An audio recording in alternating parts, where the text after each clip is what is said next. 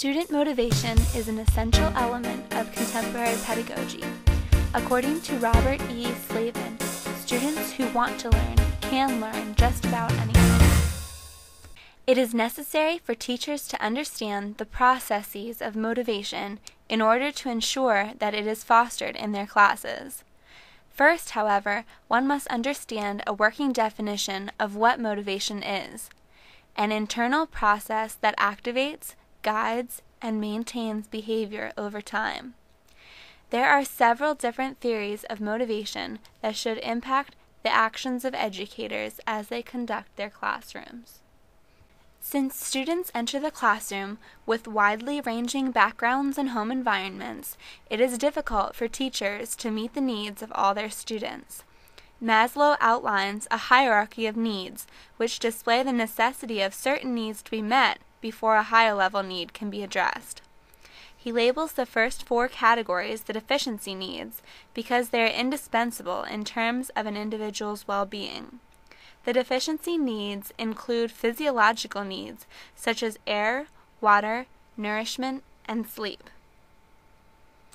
A person's need for safety is the second tier on Maslow's pyramid. This safety would include both physical and financial security. The third human need is belongingness and love needs, or simply social needs, which include a person's need for friendship and membership to establish proper self-identification. This aspect leads into the fourth human need of esteem. Individuals need to develop positive regard for themselves to receive attention and recognition for their accomplishments and build a reputation. In addition to a person's deficiency needs, Maslow identifies certain growth needs that need to be met: the need to learn information about one's surroundings.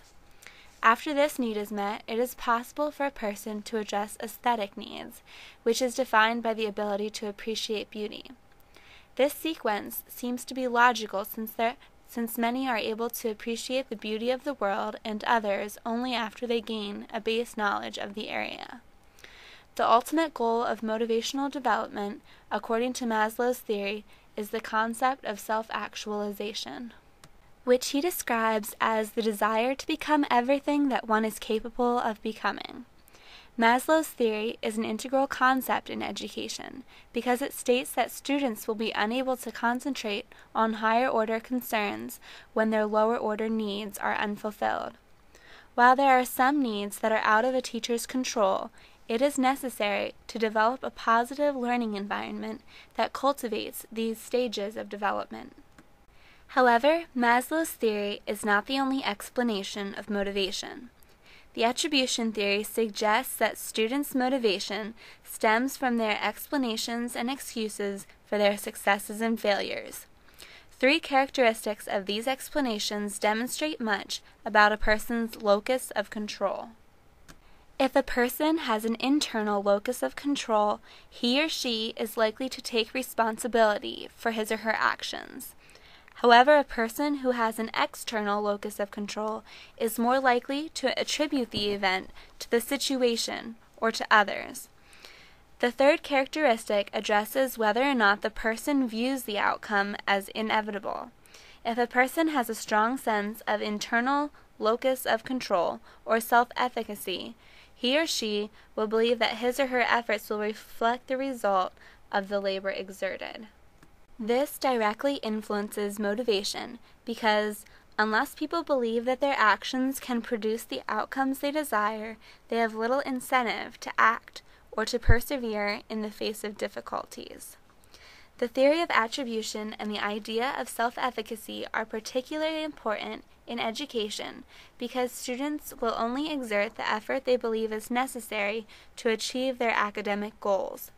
If they truly believe that their best work will not produce a certain level of achievement, they will not bother investing hard work and time into the assignment.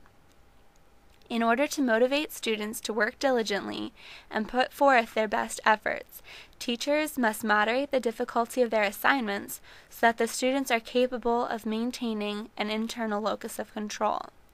It is interesting to note that a person's self-efficacy is not simply impacted by the reality of the situation, but also their perceptions. Teachers find it difficult to regulate a student's perceptions of reality in order to nurture an internal locus of control. Hinged on an individual's self-efficacy, the expectancy theory of motivation is based on the idea that people's efforts to achieve depend on their expectations of reward. This theory predicts the level of motivation to be contingent on the product of the perceived probability of success and the incentive value of that success. Both a person's perceived sense of control and the value of the reward will predict the extent of the motivation.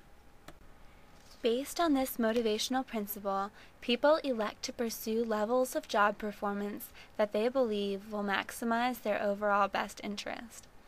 Ratzberg identifies 4 elements that can influence a person's expectancy perceptions, such as confidence levels for task completion, support from authoritative figures, the necessary skills and tools, and access to necessary information.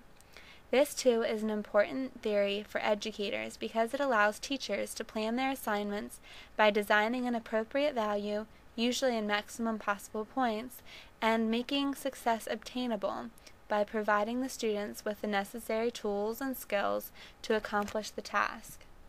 By implementing these 3 theories of motivation and understanding what inspires their students, teachers are better prepared to promote success in the classroom.